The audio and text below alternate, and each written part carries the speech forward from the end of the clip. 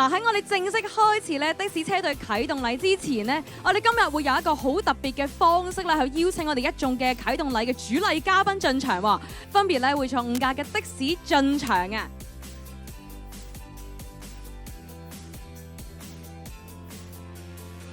其實大家都見到啊，其實每一個車隊咧，佢哋都各有特色咧。今日嚟到啟動禮嘅現場，有唔同嘅車款啊、類型等等。咁喺稍後嘅時間呢，其實我哋都會邀請咧5隊嘅車隊代表嚟到台上面，同我哋講下啦，佢哋車隊嘅特色究竟係啲咩嚟？嗱，呢個時候咧，我哋有請運輸及物流局局長陳美寶女士咧，同我哋先致辭嘅，有請局長。亦都見到好多的士業界嘅朋友今日精神抖擻咁樣喺埋呢一度咧，參與我哋呢個的士車隊嘅啟動禮。咁其實咧，呢一個咧，真係我哋喺的士業界整體嘅發展裏邊嘅一個非常重要嘅里程碑，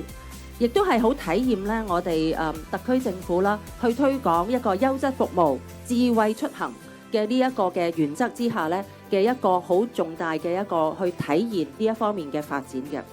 其實的士同我哋嘅生活係息息相關，的士陪伴咗我哋呢個社會嘅發展同埋成長。我哋當中唔少人呢，都係由細個坐的士坐到而家呢大個。我哋真係要與時並進，有一個破格創新，否則呢，我哋就會同時代脫節㗎啦。咁我哋係 Big Boss。Big Boss Taxi 咧，顧名思義就係希望每一個上車嘅乘客都係我哋最賓至如歸嘅賓客，我哋嘅 Big Boss。咁所以不論係我哋嘅豪華車或者係輪椅車，我哋都會待每一個乘客咧，如我哋自己嘅朋友，希望可以司機可以易地如處，知道咧係乘客嘅感覺。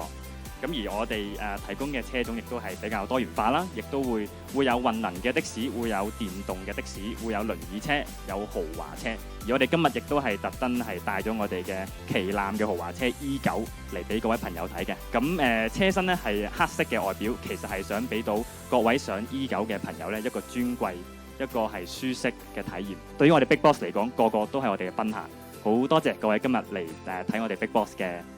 車隊，多謝晒。Big Boss Taxi 向理想出發。